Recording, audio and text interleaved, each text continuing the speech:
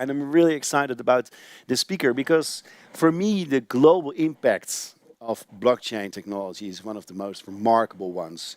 And with us today is one of the leading organizations when it comes to global impact, United Nations. Sanna Bedi is from the Innovation Office of UNICEF. Sanna, warm welcome. Hello, thank you so much for having me here. Yeah, it's so Excited great. to join. It's so great to have you with us today. You are from New York, is that correct? That's right, I am from New York, although I'm currently based in India. I will be back in New York later in the week. Okay. Are you working there on a project from UNICEF with blockchain? No, I was actually visiting my family. Okay, it's also possible, right? I'm curious to learn. United Nations and especially UNICEF was one of the first organizations that started using blockchain in their own organization and also on all the projects. How did this start? Sure.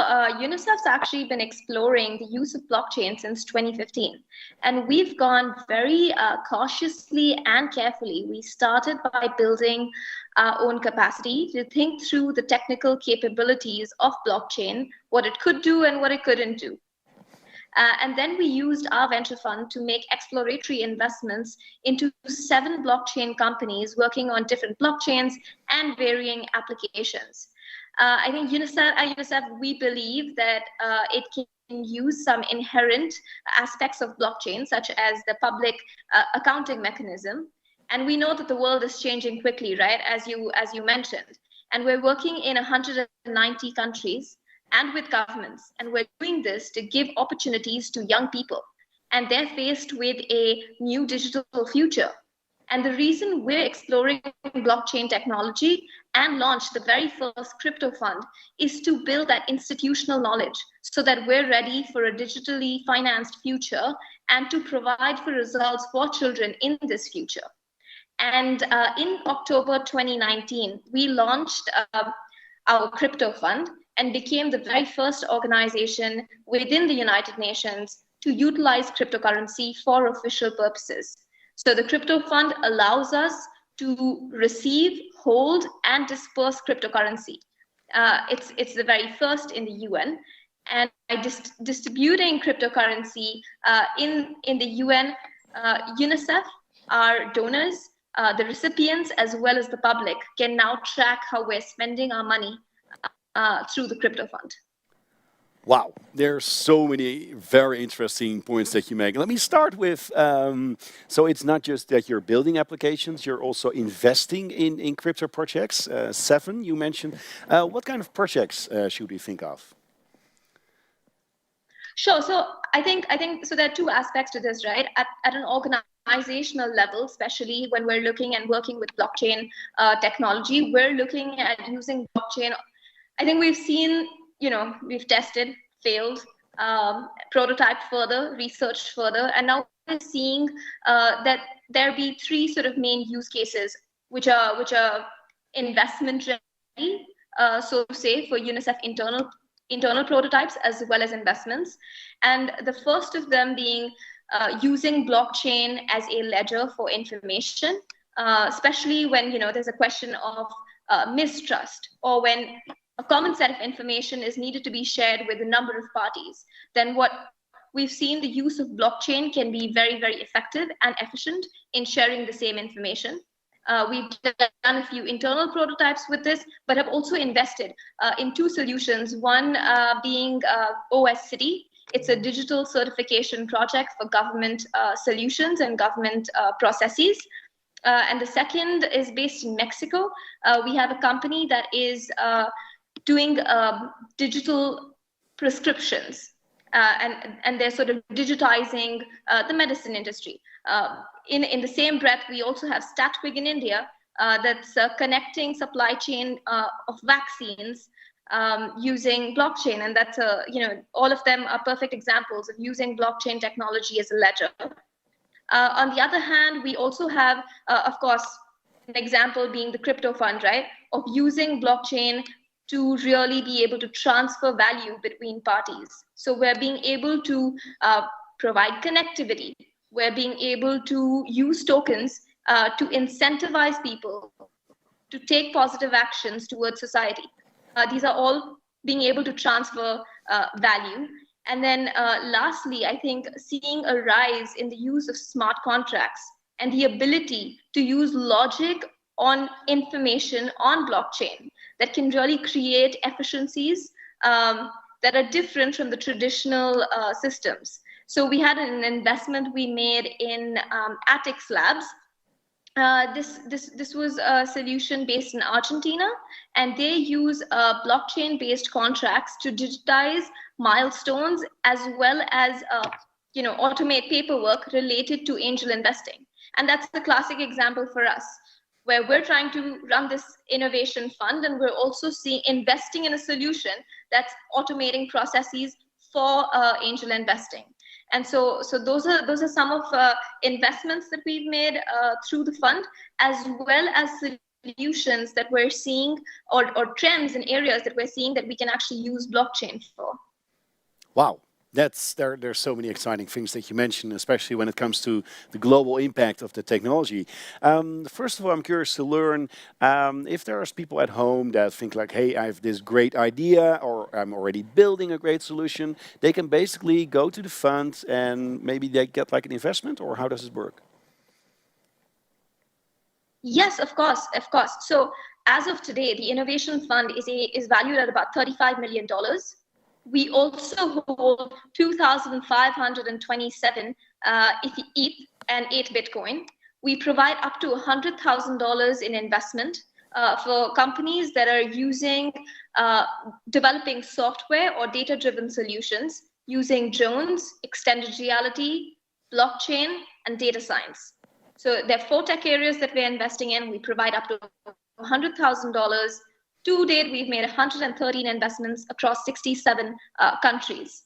The 7 that I mentioned were our first initial explorations with blockchain, which were the first 7 blockchain companies we invested in. But more recently, we just made a new round of investments in 2021, which is a combination of fiat and crypto investments in 8 companies, focusing on a fintech cohort. And this cohort, I'm very happy to share, was actually 8 companies that we invested in, 5 of them being female-led. And that's something that's really important to us as an organization, investing in female-led solutions. And it brought up our numbers. We're currently a portfolio where 40% companies are female-led.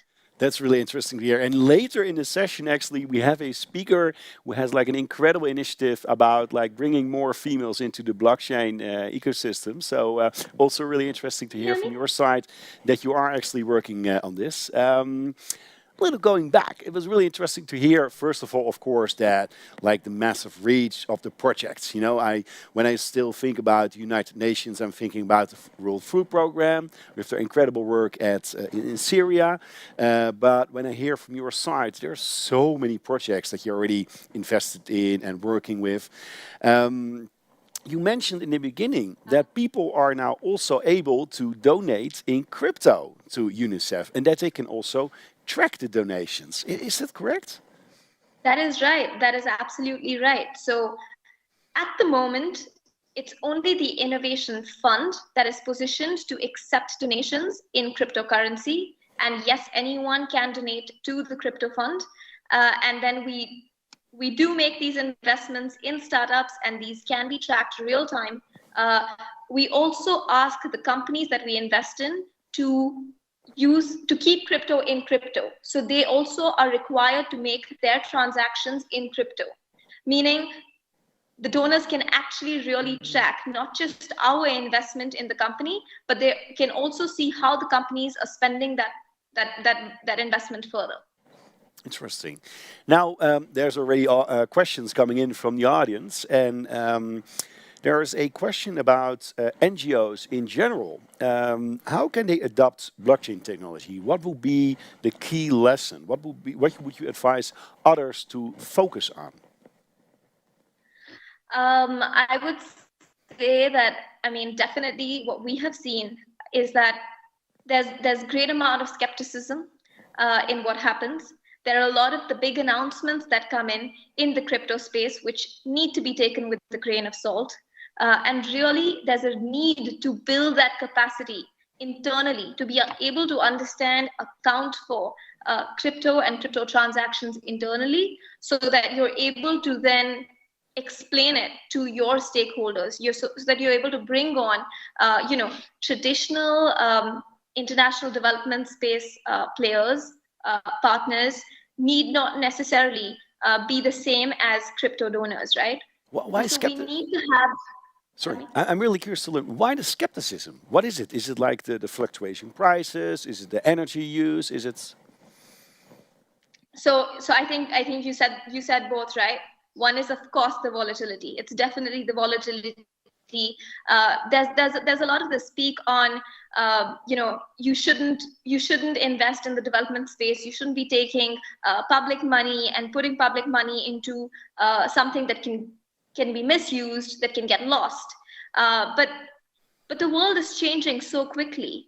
There's no time to do business as usual. If we do that, we're going to lose out that competitive edge in speed, in scope, in veracity, to be able to actually solve problems. We need to create the space to try new things, to fail early, and to be able to change this, the dilemma space and make it a little broader, so that we can experiment a bit more, test a bit more, prototype, conduct that research internally, and then launch it externally. Wow, there's so much passion coming out of your eyes about you're really speaking like a startup, like failing and building and continue working. It's really exciting to hear that from your side. Curious to learn as well. I mean, you probably were faced with a lot of hurdles as well. What is still the biggest hurdle for you? I think it still really goes back to the volatility. I have to say there's volatility. There, of course, questions around, the energy usage. That's there as well. But volatility has been sort of the main area, and we are at UNICEF looking to explore stable coins. So you will see in the coming months, hopefully, new explorations at UNICEF, where we're looking to see how might we use stable coins and accept stable coins at UNICEF to be, addressing the volatility question. However, even in its current form, the way we've set up the crypto fund, we're at least trying to take into the volatility of crypto as well as possible. We're in a situation where all digital assets are stored and distributed in the same form. Thereby, we're trying to really, stop that volatility and being firewalled with traditional resources at UNICEF. I think that's been our main crux. And then, of course, we're seeing, as far as the energy concern goes, we're looking at more and more in the crypto space the use of renewables, the use of alternate forms of energy. And we're also seeing, I think Ethereum, for example, has had a major infrastructure shift, really minimizing that energy requirement. So I think we're going to see a lot of these come in. Also, the organizational and institutional capacity to, transition systems to adapt with crypto realities. I think that's going to happen a little bit, but we're going to test it out and keep pushing forward. And what is the most exciting project that you're looking forward to in the upcoming year? Definitely, I think it's really looking at new use cases of crypto, looking at supporting countries as well as the organization in being up to date with DeFi applications, looking at the potential of NFTs, as well as looking at central bank digital currencies and seeing how that's going to change the future for children. We say we take everything with a healthy dose of skepticism, but then we also have the real question, our perspective, which is how is this changing the lives of children, or what does this do, or how does it impact the lives of children? And I think for us, it's really to see how can we use developments in blockchain to really take them and say, let's try to reach people that tech hasn't been able to reach so far. Interesting. Meanwhile, I'm looking at my friends here in the studio. If there's any questions from the audience, let me check. No further questions. But when you're looking at like parts within blockchain technology that could have an impact on children, are you also looking into NFTs, DeFi, these kind of developments? Yes, definitely, definitely, and that's really the next step, right? We're looking at creating accounting systems, creating payment systems, and ensuring we're able to create the core infrastructure needed for more applications that we can invest in going forward. Wow.